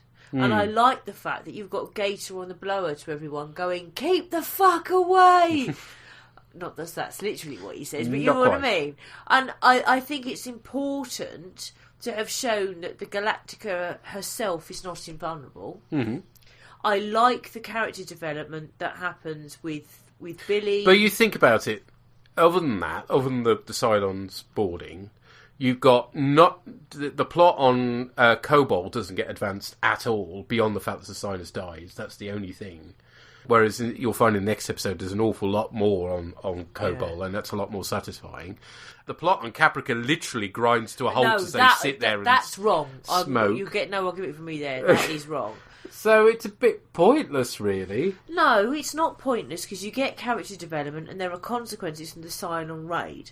It's just that it's slowed by what happens on Caprica. So by the sounds of it, bearing in mind I haven't yet watched the next episode, what they should have done is taken some of what is in the next episode on Caprica or Cobalt, either, and put them in this one. I mean, that's what I think they should have done. It's badly loaded because the first episode is really good. Lots happens. The second episode, not. And then the third episode, spoilers, is really good. Yeah, it's like, could you not spread that a bit more evenly? Yeah, some happens. On Galactica, stuff happens and continues to happen in this episode because you get the raid. But I would argue that's not of any great consequence whatsoever, because literally what happens is that Apollo releases because he's on duty, releases Rosalind. At the end, they both go back to prison again, though. No, that's not the point. It's like reset. But you've not learned anything more about them. Not necessarily those two, but the point is that... Who have we learnt more about? Billy. Not really, no. Because you know that he's not comfortable firing a gun and is a bit bloody clueless with it. Wow. But the point is that Galactica herself is shown to be vulnerable, and that matters. Because otherwise it can be seen to be too much that Galactica is somehow this invulnerable ship protecting the fleet, and actually Galactica herself is vulnerable. And I'll grant you that, but it doesn't make an episode. No, I'm not saying it does. What I'm saying is you're trying to say that nothing happens. I'm saying that what happens on the Galactica is worth it. I shall rephrase that. Not enough happens. And I agree with that. In other words, you've got 3 stories that should be happening, okay? You've got Caprica, Cobalt and Galactica. Okay, and those 3 make one episode. You've got here a third of an episode. Yeah. I think the Galactica stuff is right. I think that both Cobalt and Caprica are wrong. It's not the same as nothing, which is what you were saying before, but I agree with you that it isn't enough. But as I say, I literally know that you don't miss it if you drop this episode. Because I did accidentally, and it wasn't until I got to the end of the 3rd episode I thought, oh, what did happen to those Cylons that boarded then? Except that it matters to me as a viewer that the Galactica herself is vulnerable. Maybe it doesn't matter to you, but it matters to me, and if I hadn't watched this episode I'd have missed that. Okay. I wouldn't have missed the Caprica shit, and I'm not sure I'd have missed anything on Cobalt. No. Anyway, and Doreen writes, Starbuck was a bit like MacGyver in this one. Is it a cigar making you think that? I don't know. I wouldn't have pegged her as someone who would paint, but the sort of outsider art used on her home in Caprica did seem like something she would produce. Hilo is getting some of his sense back. Yeah, he did seem a bit thick in earlier episodes, didn't he? When she says, why are men so stupid? Oh, I feel... seen now, whatever the phrase is. Yeah. But that's more than can be said for Gaius. The fact that Lee and company were able to bring down 1 or 2 Centurions with only half a dozen rounds seemed to have lessened the Cylon menace for me. It does a bit as well, yeah. But the stuff with Billy and the safety lightened the mood. Well, it was amusing, I'll grant you that, yes. Yes, yeah. Thank you, Doreen. Thank you. Sampo and Yona say this. Wow, this was a really intense episode. Wish I found that. And also very dark. There really weren't that many chances to catch a breath. Well, often those really long scenes on Caprica, but anyway. The Galactica loses power because of the Cylon virus, and the mood is almost out of aliens, as an almost unstoppable alien force slaughters the crew. This is the first time we actually see the new Centurions properly in action, and they're quite deadly. We get multiple very creepy scenes of survivors walking through rooms filled with bodies. Internal disagreements between the humans are forgotten quite quickly as it becomes a fight for survival. Ty again shows that he has earned his sport by figuring out the Cylon's plan and organising an effective defence. Yes. Yeah, Yeah. In the end, they manage to win, but it does not feel like a victory except for the one enthusiastic mechanic. Yes. Yes. The depressing mood also continues on Kobol, where quite predictably the medicine they bring is too late to save Cecilus. So at a quite emotional scene, they end his suffering. To continue the pattern, in the next episode, someone most likely breaks their leg, but they don't have morphine anymore because they used it all for the mercy killing. Oh, blimey. Gosh, they are dark. They are so dark. Are dark. Is it Finland they're from? Is yes, it? they're Finnish, aren't they? It's all those long, dark nights in Yeah. Finland, I think, yes.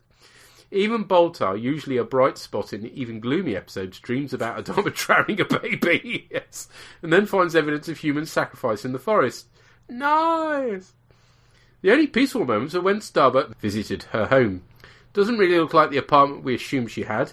She seems to be a bit of an artist. Possibly the best in the fleet. Judging from her work, no. We see a lot more vulnerability from Starbuck than we've seen before. Okay. Do Halo and Starbuck realise that both Sharons are Cylons? The way they talk about it is almost as if there is a real Cylon, a Sharon, and a copy. I'm wondering if that's what they think, though. But we might be reading too much into it. Anyway, they throw caution to the winds and ride off in Starbuck's Jeep. A really intense and great episode. We actually continued on to the next episode after this, just to see what happens next. Whoops. Well, that's better than watching the next episode before this one, which is what I did. Blooming MP3 DVD menu screens. Oh.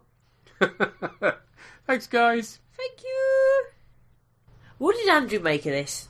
Alright, so we're continuing straight on from the last episode. Adama's in sickbay. Colonel Ty visits at 2:45 because he always visits at 2:45, and he's going to say a prayer for Adama, but Adama's agnostic, so he's only going to say half a prayer. But it turns out he has to say half a prayer to each of the Lords of Kobol individually, so it actually ends up taking quite a bit of time. I think that's roughly accurate. So this is BSG going all Star Trek First Contact. Definitely not Swedish. I think this is where the documentary style really comes into its own, really shows its best use. Gives everything an immediacy and an energy and a feeling of being locked in the space with the people, trapped in the ship the same way they are. Plus they can save a little bit of money on the lighting early on in the season. I'm kind of surprised actually that the other ships in the fleet don't immediately run away as soon as they hear that Galactica has been boarded by Cylons. I'm sure there are people who'd want to. And also given that President Roslin is in Galactica's brig, at the start of this anyway, and Vice President Boltar is on Kobol, who is left in charge to make decisions for the fleet? In the US, the person who would come next in the line of succession would be the Speaker of the House. I don't know who that analogue is in the colonial quorum system, or if they would be in charge if such a person did exist. But the fleet is in a situation where its president is in custody, its vice president is on Kobol stranded, and Commander Adama has been shot. Ty's taken charge of Galactica, but who's in charge of the fleet? On the other side of that, I think we maybe do get an answer to the question that nobody asked at the time, but I'll ask it now, as to who was in command of Galactica while everybody else was off dancing on Cloud 9 a couple of episodes ago. And maybe that's Captain Kelly. He was there in the mini-series, hasn't been around much after that. Last episode, he becomes Ty's second, which I guess makes him third in command of the ship overall, maybe? Or he was just the highest-ranking officer available at the time, I don't know. But now that he's here, I kind of like to go back retrospectively and have him in command while everyone else is off having a good time. Staying with Galactica, you have to wonder about Apollo and about his bravery / fearlessness. Is he really just that brave to take charge in this situation like he does? Take charge of a team? Or is he kind of throwing himself into it because this is something he can do something about? He can't do anything about his father, but he can do something about this. So this is where his focus and his energy are going. Maybe a little bit of both. And for those who missed her, we do hear about Sergeant Hadrian again, leading a team against the Cylons.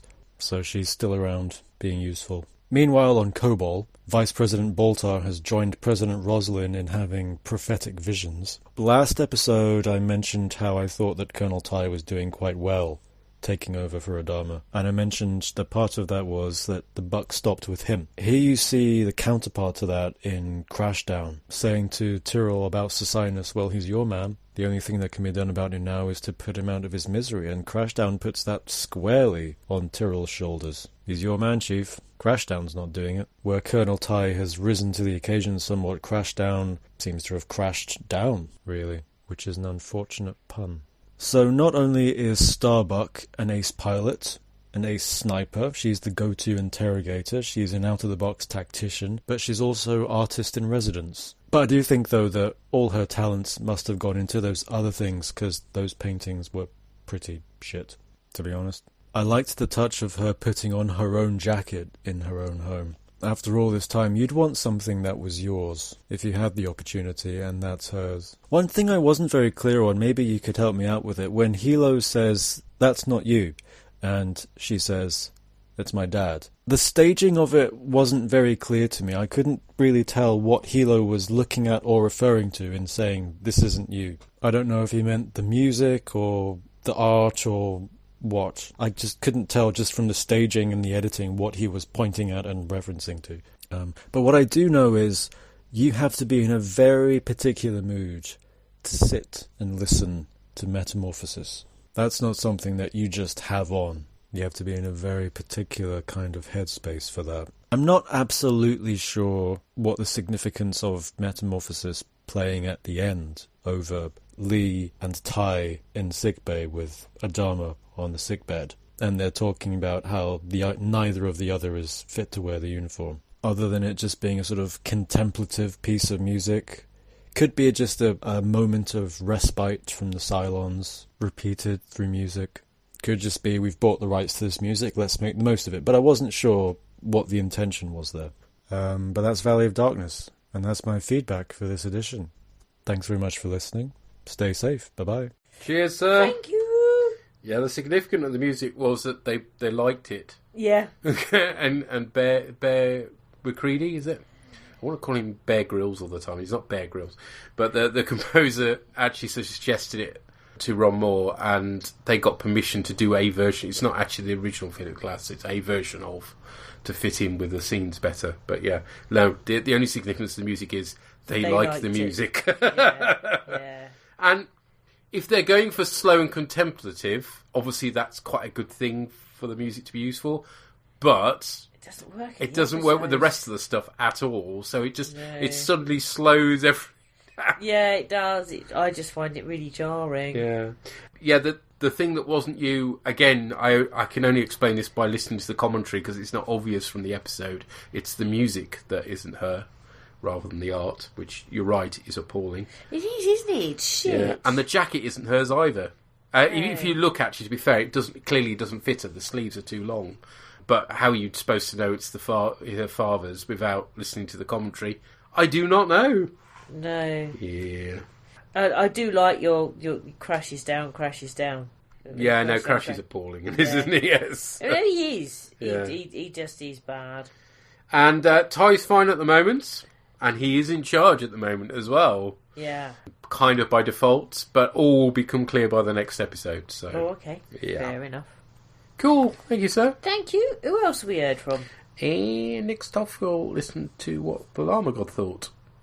They got the power. How can they got the power? They just don't man, old man. Well, I think I'll get it out of the way and start this bit of feedback by contradicting myself once again, because once again, the deleted scenes for this episode feature longer flashback scenes. Once again, obviously, I guess they had to give Eddie Olmos something to do, given that otherwise he was just being paid to lie on his back for a couple of weeks. I mean, that's great work if you can get it, I guess. And those scenes have a flashback with Ty and Adama reminiscing about the war, and Adama telling about the time that he was on the Galactica, and the Cylons did pretty much the same thing, which is how Ty realises what they're trying to do this time, and comes up with a plan to stop them. Whilst that was a great little bit of insight, it would have totally killed the momentum of this episode. And this time I'm kind of glad that they took it out, because this episode is really potentially the first one where we're beginning to see exactly how they're going to use the expanded runtime for this season. We've got 20-something episodes this season, I believe, not just the 13 that we had previously, and whereas they might have tried to do more in this episode, here we've just got an action episode. It's just the Galactica under siege, and that's pretty much it. But it is done really well. It's very tense, and it's very exciting, and we even fit in some climactic moments in the head as well. So yeah, well done there. Got the President, got to get some med day. How do we get there? We go through the toilets. I was expecting to actually have a train spotting moment there where they climb through the plumbing to get into medbay. But ultimately, it is a great chase through the entire ship, and I was thought for a moment there that Billy was a goner when he let off his round early, but as it turned out, that was just serendipity, because it distracted the Cylons long enough for Lee to get his shots in. Was that an active intervention of God, or gods, or something, or was it just a coincidence? Even I'm starting to look at these things closer now. I guess ultimately it was down to the scriptwriters, and I guess they are gods in this case, so yeah, maybe. One of the things that did puzzle me, though, about the whole siege thing was that they needed to get the explosive rounds to kill the Cylons. Didn't Hilo put a hole straight through a Cylon Centurion on Caprica with a standard round? Maybe because it was a close range, maybe it was a different sort of... I don't know, but that just struck me as a bit odd. But of course, they did need to have something to give some tension and some drive to the action, and that certainly did it. With Sharon out of the way, we get to learn a bit more about Starbuck's past in this episode, which does slow things down a little bit, but guessing this is going to go somewhere. It does seem somewhat careless, though, on a sort of Hilo level, that she actually put on a CD player, because aren't people going to hear that? And driving off in a car at the end, I mean, it's kind of going to be a bit more efficient than just walking, but isn't it going to make a lot of noise and attract people? Why, in all these post-apocalyptic scenarios, don't people actually use bicycles? They don't need fuel, they don't make much noise, you can go faster, you can get off them and high quite quickly. It's like, but why? I guess it's not very American, is it? So you've got to burn some fuel to get everywhere. Not that I'm rabidly pro-cycling or anything, I understand, of course, but I am. But yeah, we started to learn a little bit there about Starbuck. Her dad's a pianist, he does some lovely piano music that's played over the end, so that was very nice. And just in case you were worried that Galactica wasn't going to be bleak enough, we learned that the mission that the Chief and Callie and Tarn, I think it was, went on in the previous episode was for nothing, because the Sinus is going to die anyway, and the Chief has to put him down. So yeah, that was a lovely bleak moment there as well, wasn't it? Whilst Baltar's busy having visions of Adama drowning the baby. That seems a bit heavy-handed as a warning from the future. So right now we have all the captors past their immediate dangers, but now they're all in places where they're going to have to deal with difficulties. We still have Ty in charge of the fleet. Adama's still hanging in there. Crashdown isn't coping in command, and Hilo and Kara are lost. So it's going to be interesting to see where all this goes and all this plays out, and whether they will ever find each other again. So yeah, it's certainly something to keep us watching. At this point I would go and look back at the Cylons' plans again, but there isn't really anything much to glean from them from this pair of episodes, because they're just really continuing the same MO of trying to wipe out the Galactica and wipe out humanity. We get very little from their point of view apart from the six in Baltar's head. And by the way, I have to also rescind my previous comments about saying how she's covering up a lot better now, given how sheer the dress is that she's wearing. It's ever so slightly distracting. Clearly it's very cold in those woods. But aside from her and wanting to save the baby, which baby is this? How are they going to procreate? Could it be pointing towards something else? Why still are they focusing on this actual physical merging of the humans and the Cylons? This one we haven't answered yet, but it is certainly telling how they're using a slight changing format of the series, so that we haven't actually gone back and seen it from the Cylons' point of view, which I actually kind of miss, because it's nice to get things from the other person's viewpoint as well. The other thing I was slightly disappointed about is that Sharon hasn't been back in this episode, because what I wanted to also do was pregnancy watch, because what was great to pick up on was everyone noticing that Sharon was being sick, and everyone picked up on the fact that, yep, in filmland that means pregnancy, but I put on it especially on account of the fact that I've also been through something, well, I haven't, I've been second-hand experiencing that recently myself, given that Joe is currently with child, and we appear to be following similar routes to Hilo and Sharon's pregnancy as well, so we can kind of use this to keep track and see whether their baby develops at the same rate as ours, although obviously she has Cylon biology, and I am a gentleman, so I neither confirm nor deny whether her spine glows red during certain times, but if one episode happens every week, then we're watching one episode a week, then it'll be interesting to see whether they do actually match up in terms of realistic timescales or not, although I'm sure they'll do time jumps at some point, and TV time doesn't work like that, but I'll keep you posted. As Sharon enters what should now be the second trimester, if she comes back. We'll find out soon, I guess. But anyway, yes, these are a good, fast-paced pair of episodes. We get some character stuff, not quite as much as we might have done in the previous season, so it'll be interesting to see how they play around this as the season goes on. So thank you again for the podcast. I'm looking forward to hearing what everyone else has to say, and I'm looking forward to seeing what the rest of the season is going to be like. And I'm hoping that so say we all.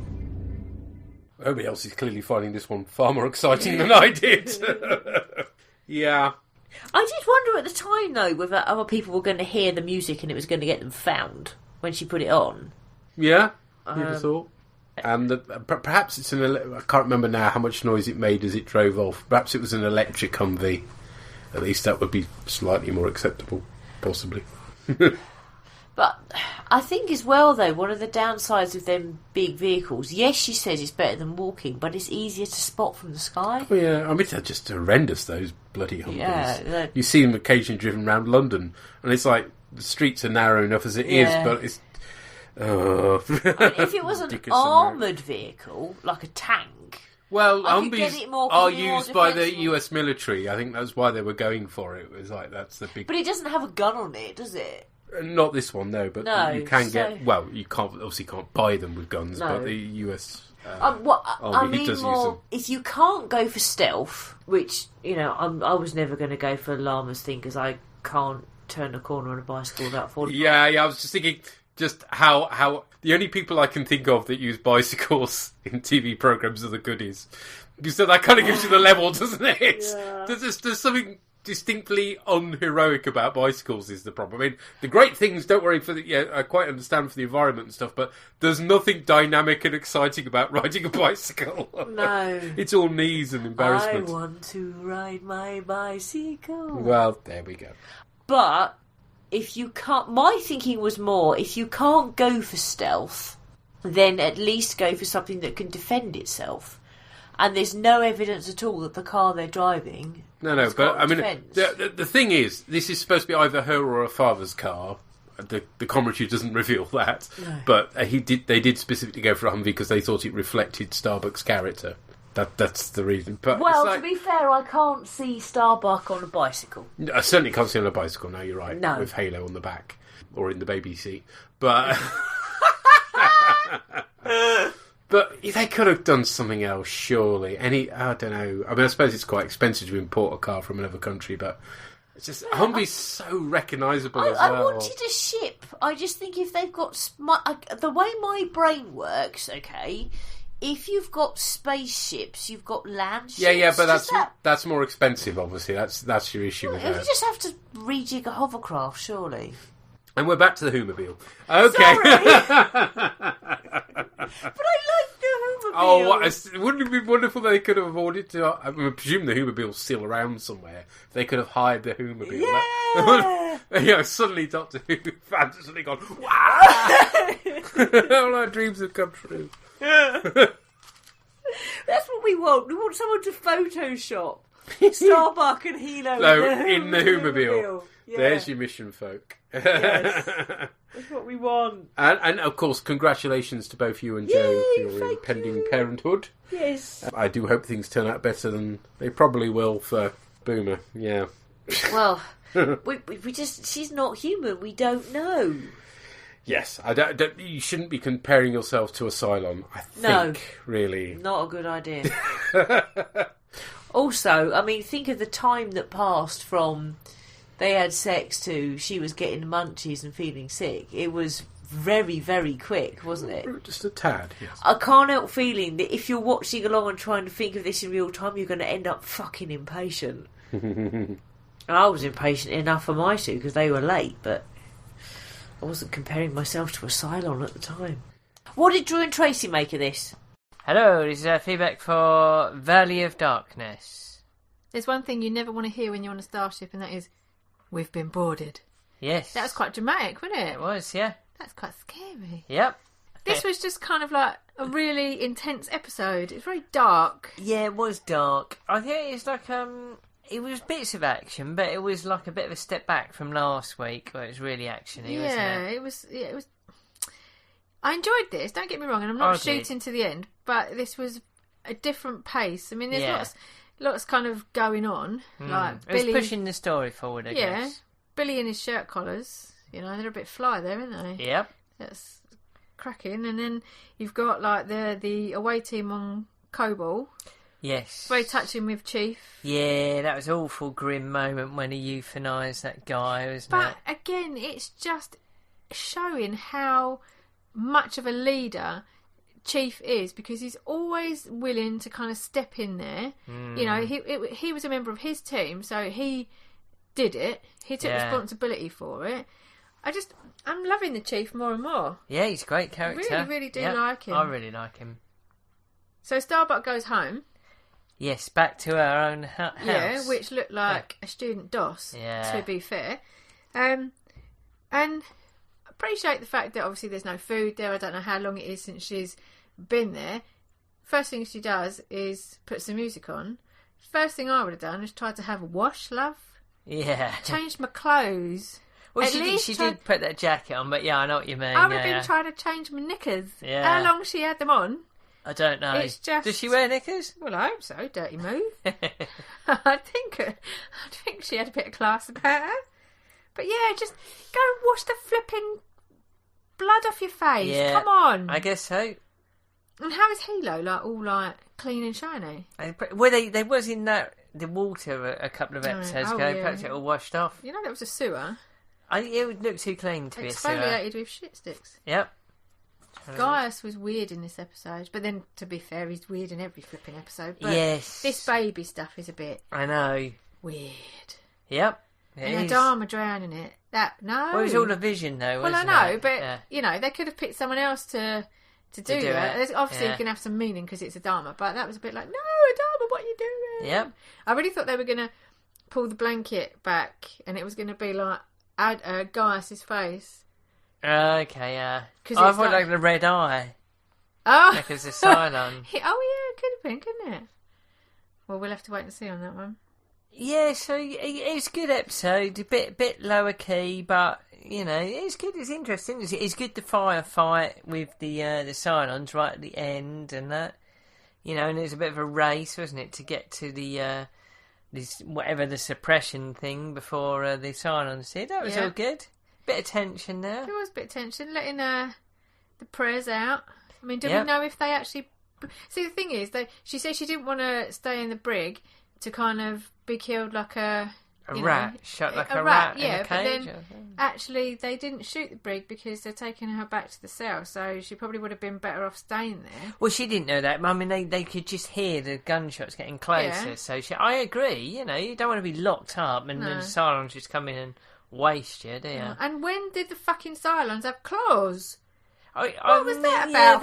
I think that was like a bit of Wolverine going on there. They with did that have Cylon. kind of pointy fingers. We've seen that in the past, I think, but I've never seen them using them. Pointy finger is different to having Wolverine claws. That I guess so. I've never seen before. That's bringing it to another level. But yeah, anyway, not bad. It was alright. Yeah. Not bad. Not bad. We go as far as that. Have another one. Yep. All right. Take it easy. See you later. Bye. Bye. Thank you, guys. Thank you. Yeah, I think she should have been more concerned with changing her knickers myself. Yes, the Starbuck changes the Keck scene was sorely missing, clearly. Well, we didn't necessarily need to see the scene, but just something where she disappears off and then comes out in fresher looking clothes and says, that's better. You know, or with wet hair having had a shower. But no. No, she's still wearing the same kecks. That's grim. Yeah. But you'd know about that, wouldn't you? No, I wouldn't. And the Chief is great in this. Yeah. Actually, yeah. Both the episodes, actually, he's pretty heroic, isn't he? And in a very sort of ordinary kind of way. Yeah. But yeah, the comparison between him and Crashdown is quite immense. Stark. Yes. Yeah. What do you make of the Wolverine claws? Yeah, they've always been around. I can't remember if it was the minis series or one of the early episodes. They do that thing where they pull the claws back and then a gun comes out. Oh, okay. So there's like claws that surround a gun attachment. So they have shown that before. But this is the first time we've seen them actually claw somebody. Yeah. So that might be why striking you as different. But yeah, no, they always have had the claws. But yes, these are the claws in action. As opposed to the claws of Axis. You know exactly where my mind went as well. So much who in this podcast. It's bizarre, isn't it? But yes, a step back on pace would be one way of putting it, definitely, yes. And finally, we've heard from Puri. Hello again, Puri here to talk about Valley of Darkness. That's what the episode's called. There we go. So again, a lot going on in this. We're beginning to well, again, we're actually not addressing the issues. Again, at the end of this episode, still got people stuck in Kobol. Although Baltar's now having weird visions, quite disturbing ones actually. They do like killing babies in this series. Sorry about the dog noises in the back. Harry's getting a bit grumpy. I'm about to take him on a walk. But you've got that. You've got all the things going down. Indeed, more tension between Tyrell and Crashdown. You can see something's coming to a head there. You've got Starbuck. I actually wasn't too keen on the Starbuck Hilo bits and kind of going around Starbuck's old house and kind of sitting. It looked kind of like Hilo wanted to be getting on with stuff, but Starbuck's dicking about and he's kind of stuck there with her, although they do find a car, so that's useful. And actually surprising, I suppose, for detectability. One car driving around is going to be like a Cylon magnet, is my thinking, whereas, you know, running through sewers and that sort of thing, which is what Boomer and Hilo were doing, wasn't great. I did actually like one of the things of kind of Hilo beginning to go through the thought that, I thought we had to keep one step ahead of the Cylons, there wasn't time, and he thinks, actually, it's, you know, that sort of idea with the betrayal that you're never quite sure what was real and what wasn't, and that was actually really well portrayed by him. On the Galactica, we've got a new problem based on the last one. We had that heavy raider, the lovely spiffy heavy raider, crashed through the museum. And we now have Cylons on the loose in the ship, along with a virus causing issues. And I did like the idea that the Cylon virus, so it wasn't, we unplugged it, so it's fine now. It's still in a lot of the systems, and cleaning it out is proving difficult, because, hey, they're computer people. I did again, Ty doing really well in this. He's sort of stepping up, and actually I hadn't mentioned in the last episode the nice sort of flashbacks to him and Adama, and I'd actually be interested to see how they were both kicked out of the fleet. Was it just the end of the war, or was it something more serious? With Ty, probably something more serious, because we do get that lovely moment at the end between Lee, and it's actually interesting, one of the good Lee moments, we'll put it in that little box of parts where Lee isn't awful, where he says, no, I'm not sure I am meant to be wearing this uniform, but I don't think you are either, and they both kind of had that, and indeed that ties up with some of the stuff Ty's been saying about he doesn't want command, and probably he should have been left to rot. Back to this episode though, so stuff I've forgotten last one, we do have this situation of there's power out, and there's silence on those, and it's actually really creepy and claustrophobic. They do really well with all the dark corridors and torches, people having to see things through torchlight, and there seemed to be in the background sound when we're looking at Roslin or Apollo, both of those ones, we had this constant sound. You could almost always hear the Cylons somewhere in the background, and I think they did really well in this to make the Centurions scary as hell. If you think of the Centurions from the original series, a couple of blasts and they went down. These ones are hard to kill. The Centurions you could almost imagine like 2 Centurions on the Galactica were going to cause a lot of problem. Indeed, they've mowed through a lot of the crew. If you think about how many people are actually killed in this, it's quite scary. And the fact that they've got tactics, they've got the tactic of one goes to take over the auxiliary fire control and one goes to take over life support, and they basically vent everyone into space. And then they're going to turn the guns on the fleet. Brutally efficient. But it was also Ty spotting that, and the way that they were in C&C trying to monitor things, something having to pass notes. I just thought it was a really effective, tense, considering it's a bottle episode, although they do have CG for the Cylons and that sort of thing. It made for a really tense situation. And again, it's really fun that they're not resolving the things that they kicked off in Cobal's Last Gleaming, that they're still ongoing. That we can have these things still ongoing is actually really impressive. So yeah, overall the series has come off to a really strong start. And I mean, basically the story's still not over. We're still going through these things. They're ongoing. And that's really, really fun to watch, coming off some very episodic telly. So yep, good stuff. So all that remains me to say is do keep up the good work. I always look forward to the podcast and hope to join you in the next couple of episodes. But until then, bye for now. Bye, sir. Thank you. Bye. Thank you. You're right. This is very well shot. It does give you the sense of, the Galactica stuff is very well shot. It gives you the darkness and the light and the claustrophobia really does come across very well, I think. I'm afraid it didn't do much for me, but there we go. Oh, okay. You're not so impressed, are you? No, it just felt like the same corridor again and again. We're talking about Doctor Who again, aren't we? We are really, but I kind of expect more from. Yeah, the ones where they were doing it were there were some scenes that were rather the laddery bit. That was good. And apparently those ladders lead absolutely nowhere. But really? Yes, but it gives a sense of depth to the ship, which is kind of important. So I like those. But the fact that generally it's the same damn corridor we're going down again and again, and it's the same damn toilets we keep ending up in again and again as well. But then that was deliberate, because they kept trying to get somewhere and then found that the Cylons were shooting and having to backtrack, so they were in the same places again. Because I mean generally we noticeable that we keep coming back to these same sets again and again. And they're not differentiated particularly from episode to episode. They need to redress the sets a bit more, is what I'm trying to say. Oh, you need different coloured bathrooms or something? Well, less bathrooms would be good. Okay. I do think they're overdoing the toilets at this point. Yeah. I can't argue with that one. Yeah. But Ty does kind of agree. You can kind of see on his face that he shouldn't be in that uniform either. And well, he says it, doesn't he, outright? So it's interesting how that resolves itself, isn't it?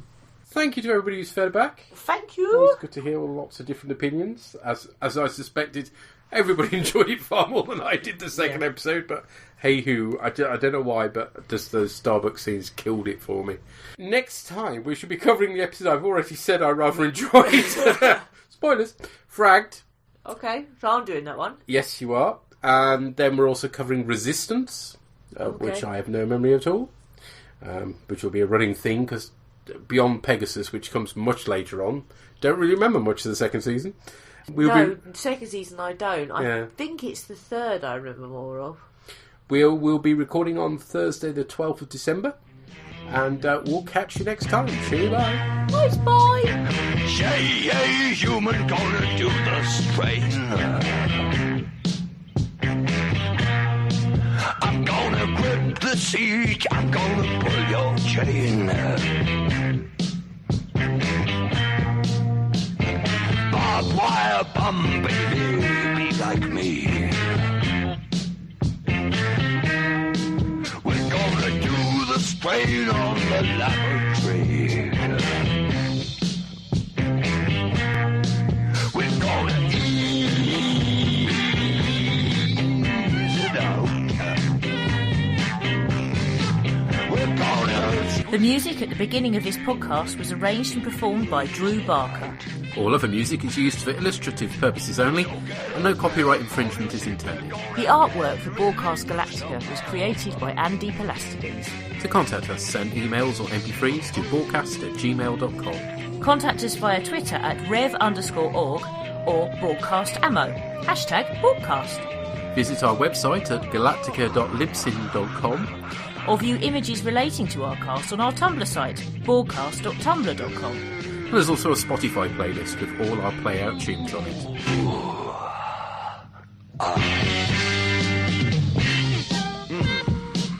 Now is the moment when Big Bubs comes up on the microphone. Reading his tubs, he's full of rhythm, and he's full of soul. He's full of scatological rock and roll. Take off, Bubs.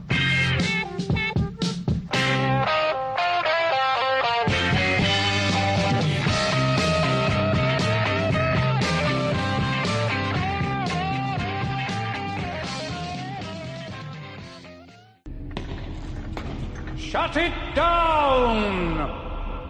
Fire command.